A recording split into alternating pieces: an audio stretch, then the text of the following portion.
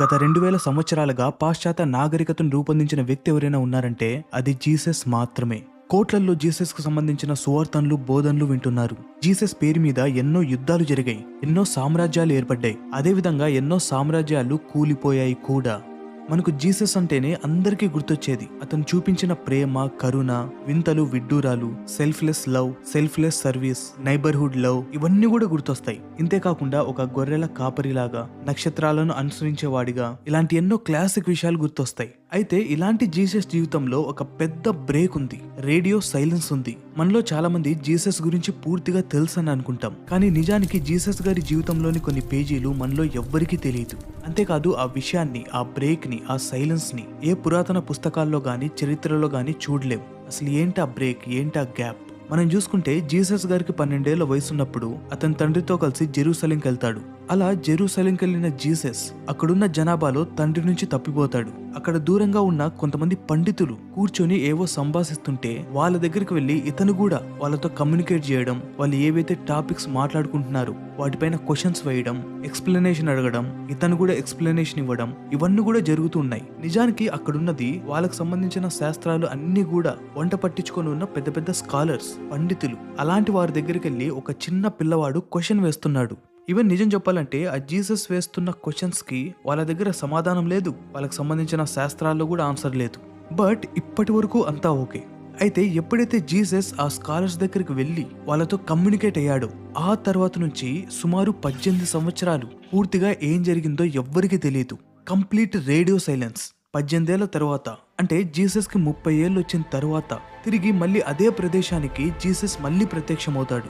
But నేను మొదట్లో చెప్పినట్లు అందరికీ జీసస్ జీవితం గురించి తెలుసు అని ఎవరైతే అనుకుంటున్నారో, అతని జీవితంలో మిస్ అయిపోయిన ఈ 18 ఏళ్ళు అసలేం జరిగిందో ఎవరైనా కూడా అథెంటికేటెడ్ సోర్స్ ని నాకు ప్రొవైడ్ చేస్తే ఇప్పుడే ఈ వీడియోని డిలీట్ చేసేస్తాను. బట్ ఇక్కడ పాయింట్లోకి వస్తే అసలు ఆ 18 సంవత్సరాలు ఏం జరిగింది? ఎప్పుడైతే జీసస్ తిరిగి వచ్చాడో తన 30 ఏళ్ల వయసులో, అతను అందరికీ చూపించింది జాలి, కరుణ, సెల్ఫ్లెస్ లవ్, అలాగే తన చేతుల్లో ఏదో తెలియని మిరాకిల్స్ పవర్. ఎప్పటి నుంచో అనారోగ్యంతో ఉన్న వాళ్ళని చిటికలో వారి బాధనంతా దూరం చేయడం, ఆహారం ఏదైతే ఉందో కొద్దిపాటి ఆహారాన్ని కూడా మల్టిప్లై చేసి 10-20 మందికి పంచిపెట్టడం, ఇవన్నీ కూడా చేసేవాడు. 12 ఏళ్ల వయసులో తప్పిపోయిన పిల్లవాడు సడన్ గా వచ్చి ఈ విధంగా ఎలా మారిపోయాడు?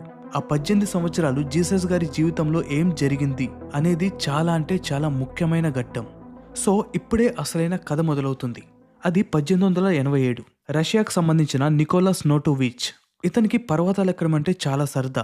అదేవిధంగా మన ఇండియాలోని హిమాలయాలు ఎక్కాలనేది ఇతని కోరిక. అనుకున్నట్లుగానే అతను ఇండియా చేరుకున్నాడు. ఇప్పుడు మనం లడాక్ అని పిలుస్తున్న ఆ ప్రదేశం చేరుకున్నాడు. అయితే దురదృష్టవశాత్తు ఈ క్రమంలో అతని కాలికి దెబ్బ తగిలింది. బట్ ఇక్కడ అదృష్టం ఏంటంటే అక్కడ దగ్గరలో ఉన్న బౌద్ధ సన్యాసులు ఇతన్ని చూసి ఇతన్ని తీసుకొచ్చి, ఆ బౌద్ధ సన్యాసులు అక్కడి దగ్గరలో ఉన్న మానిస్ట్రీకి తీసుకెళ్లి అతనికి వైద్యం చేసి పడుకోబెట్టారు. అండ్ ఆ మానిస్ట్రీ పేరు వచ్చేసి ఏమిస్ మానిస్ట్రీ. ఇక్కడేం జరిగిందంటే దెబ్బ తగిలిన నికోలస్ సైలెంట్గా ఉండకుండా ఆ మానిస్ట్రీలో ఉండే లైబ్రరీని చెక్ చేయడం మొదలుపెట్టాడు. నిజానికి అతనికి బోరు కొడుతుంది. ఆ విధంగా లైబ్రరీ చూస్తున్నప్పుడు అతనికి అక్కడ వేల సంవత్సరాల నాటి పురాతన కాలమైన మ్యానుస్క్రిప్ట్స్ కంటపడ్డాయి. కొన్ని మ్యానుస్క్రిప్ట్స్ ఎలా ఉన్నాయంటే అది ఏ లాంగ్వేజ్ కూడా అతనికి తెలియడం లేదు. అయితే ఇక్కడ వింత ఏంటంటే ఒక మనుస్క్రిప్ట్ ఉంది. ఆ మనుస్క్రిప్ట్ లో ఏముందో అతను తెలుసుకోగలిగాడు. బట్ అక్కడ అతను తెలుసుకున్నది మాత్రం ఒక పెద్ద బ్రేక్ త్రూ. అదేంటంటే ఆ మెనుస్క్రిప్ట్ ప్రకారం ఫారెన్ నుంచి ఈసా అనే వ్యక్తి ఈ ప్రదేశానికి వచ్చి ఇక్కడ హిందూ సనాతన ధర్మానికి సంబంధించిన, అలాగే బౌద్ధ మతానికి సంబంధించిన ఆధ్యాత్మిక గురువుల్ని కలిసి వాళ్ళ దగ్గర శిక్షణ తీసుకొని వాళ్ళతో పాటు అధ్యయనం చేసి మన వేదాలను, అలాగే మెడిటేషన్ ఇంకా ఫిలాసఫీని నేర్చుకొని మన దేశంలో ఉన్న గొప్ప గొప్ప వ్యక్తుల నుంచి పురాతన జ్ఞానాన్ని గ్రహించి ఎన్నో సంవత్సరాలు అధ్యయనం చేసి సంక్లిష్టమైన ఆధ్యాత్మిక భావనలు అర్థం చేసుకోగలిగాడు. మన పురాణాల్లో చెప్పినట్లు సహజ సిద్ధంగా కాస్మిక్ ఎనర్జీతో అనారోగ్యంతో ఉన్న వారిని కేవలం చేత్తో తాకే వారికి నయం చేయడం, అలాగే జీవిత సత్యం తెలుసుకొని ఎనలేని ప్రేమని, కరుణని ఇవన్నీ కూడా మూటగట్టుకొని అలా కొన్ని సంవత్సరాలు ఇక్కడే ఉండి తిరిగి అతను ఎక్కడి నుంచి వచ్చాడో అక్కడికే వెళ్ళిపోయాడు. అలా అతను ఎక్కడి నుంచి వచ్చాడో అక్కడికే వెళ్ళి ఇతను ఏదైతే నేర్చుకున్నాడో, ఇతను ఏదైతే ప్రజలకు చెప్పాలనుకున్నాడో అవన్నీ కూడా టీచ్ చేయడం మొదలుపెట్టాడు. కరుణ, ప్రేమ, ఎంతో మందికి సెల్ఫ్లెస్ సర్వీస్ చేయడం, మిరాకిల్స్ చేయడం, అనారోగ్యంతో ఉన్న వాళ్ళని కాపాడటం, ఇవన్నీ కూడా చేశాడు. ఇదంతా తెలుసుకున్న నికోలస్ కి ఏమీ అర్థం కాలేదు. ఇవి యాజ్ ఇట్ ఈస్ జీసస్ గారి జీవితంలో మిస్ అయిన కొన్ని పేజీల్లాగా ఉన్నాయి. సో వెంటనే ఇదేదో పెద్ద బ్రేక్ త్రూలా అనిపించి తను వెంటనే తెలుసుకున్నదంతా కూడా ట్రాన్స్లేట్ చేసి unknown life of Jesus Christ అని ఒక బుక్ ని రిలీజ్ చేశాడు. అయితే ఎప్పుడైతే ఆ బుక్ రిలీజ్ అయిందో యూరోప్ అంతా కూడా మంటలు చెలరేగాయి. పాస్టర్లు, క్రిస్టియానిటీకి సంబంధించిన వాళ్ళు అందరూ కూడా నికోలస్ ని ఒక ఫ్రాడ్ అని, లయర్ అని, డబ్బుల కోసం ఇదంతా చేస్తున్నాడని, ఫేమ్ కోసం ఇదంతా చేస్తున్నాడని, ఈ విధంగా నికోలస్ ని ఎంతో మంది తిట్టడం మొదలు పెట్టారు. ఇంతేకాదు కొంతమంది ఇండియాలో ఉన్న మానిస్ట్రీ దగ్గరికి మేము వెళ్ళాము, అలాంటివి ఏమీ లేవు, ఇతను అన్ని కూడా అబద్ధాలు చెప్తున్నాడు, ఇతను చెప్పేవన్నీ అబద్ధాలే, జస్ట్ ఫేమ్ కోసం, డబ్బుల కోసం ఇవన్నీ చేస్తున్నాడు. ఇలా బుక్ రిలీజ్ అయిన తర్వాత ఎన్నో పుకార్లు వచ్చాయి. ఈవెన్ అప్పట్లో ఉన్న బ్రిటిషర్లు కూడా మేము కూడా ఎంక్వైరీ చేసాం, అలాంటిది ఏమీ లేదు అని చెప్పారు. బట్ ఇక్కడ వినపడుతున్న విషయం ఏంటంటే మోనస్ట్రీలో ఉన్న మాంక్స్, సన్యాసులు ఎవరైతే ఉంటారో వాళ్ళని కావాలనే ఈ విషయంలో ప్రెజర్ చేశారని, ఒకవేళ నిజమైనా కూడా అలాంటి మ్యానుస్క్రిప్ట్స్ ఏమీ ఇక్కడ లేవని సంబంధిత అధికారులకు చెప్పమని ప్రెజర్ చేసినట్లు చెప్తున్నారు. ఈ విషయం బయటపడిన తర్వాత ఇంకొంతమంది ట్రావెలర్స్ నికోలస్ చెప్పింది నిజమని, మేము కూడా ఆ మ్యానుస్క్రిప్ట్స్ చూసామని, అయితే ఆ మానిస్ట్రీలో ఉన్న బౌద్ధ సన్యాసులు ఈ విషయాన్ని బయటకు చెప్పి మరింత రాద్ధాంతం చేయొద్దని వాళ్ళతో చెప్పినట్లు ఇలాంటి ఎన్నో కథలు బయటకు వచ్చాయి. అయితే ఇక్కడ మాట్లాడుకోవాల్సిన విషయం ఏంటంటే ఆ బుక్ లో కూడా పిన్ టు పిన్ ఏమీ లేదు. జీసస్ గారు అక్కడికి వచ్చినట్లు, అభ్యాసించినట్లు, తిరిగి వెళ్ళినట్లు అలా అని చెప్పేసి ఇలా అన్ని పిన్ టు పిన్ అయితే లేవు. అతను రాసిన బుక్ లో కూడా ఎన్నో తప్పులున్నాయి.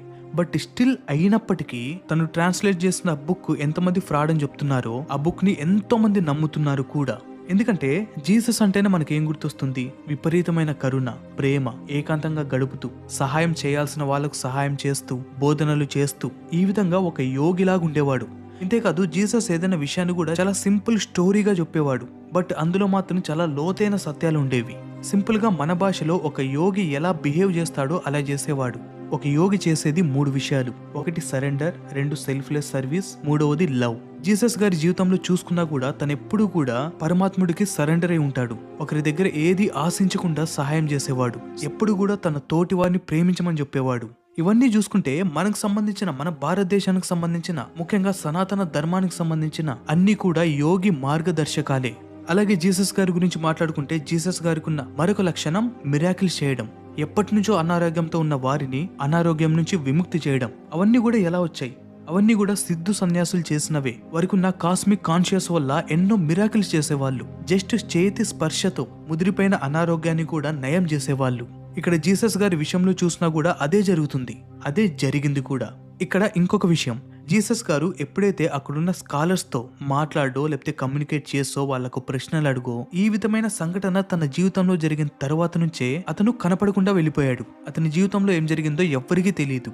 బట్ అక్కడ జరిగిన విషయం గురించి మాట్లాడుకుంటే జీసస్ గారు లోతైన జ్ఞానం గురించి వెతికారు. అంత చిన్న వయసులో కూడా లోతైన జ్ఞానం కోసం వెతుకులాట్లో ఉన్నారు. అసలైన సత్యం కోసం వెతుకులాట్లో ఉన్నారు. ఏది నిజమో ఏది అబద్ధమో తెలుసుకునే ప్రయత్నంలో ఉన్నారు.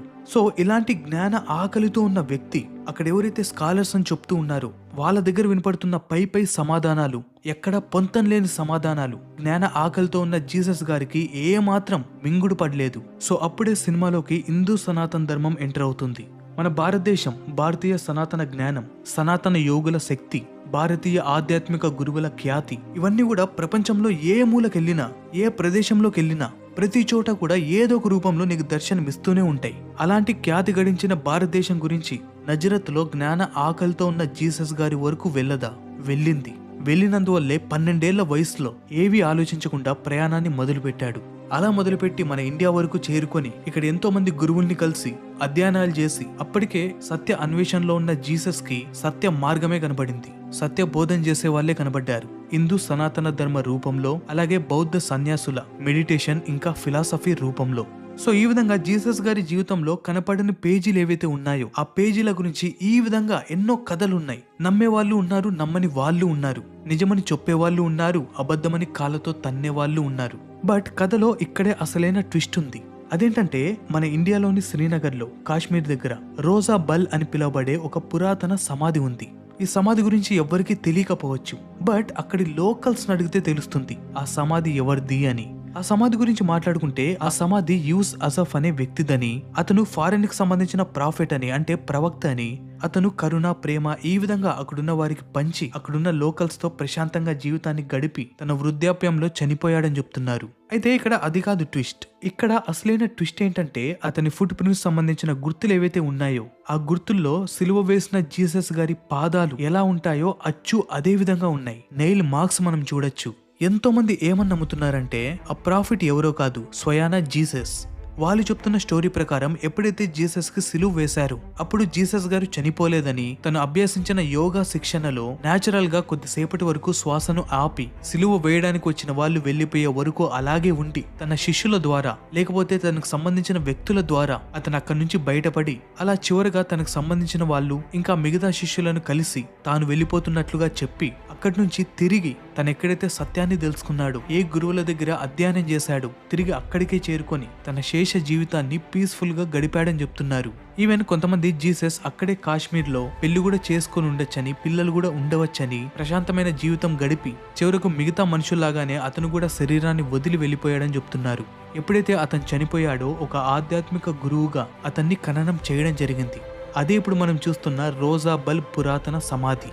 ఈ విధంగా ఈ కథ కూడా చక్కర్లు కొడుతూ ఉంది. బట్ వీటన్నింటిలో ఎంత నిజం ఉందో ఎంత అబద్ధం ఉందో ఆ పైవాడికే తెలియాలి. బట్ ఒక్కటి మాత్రం నిజం, ఇప్పటి వరకు జీసస్ గారి జీవితంలో ఆ 18 సంవత్సరాలు ఏం జరిగిందో ఏ పురాతన పుస్తకాల్లో గానీ చరిత్రలో గానీ ఎక్కడా దొరకదు. సో ఫ్రెండ్స్, ఈ వీడియో కింద ఈ వీడియో గురించి మీరేమనుకున్నారో ఖచ్చితంగా కామెంట్ చేయండి. నెక్స్ట్ వీడియోలో మళ్ళీ కలుద్దాం. జై హింద్.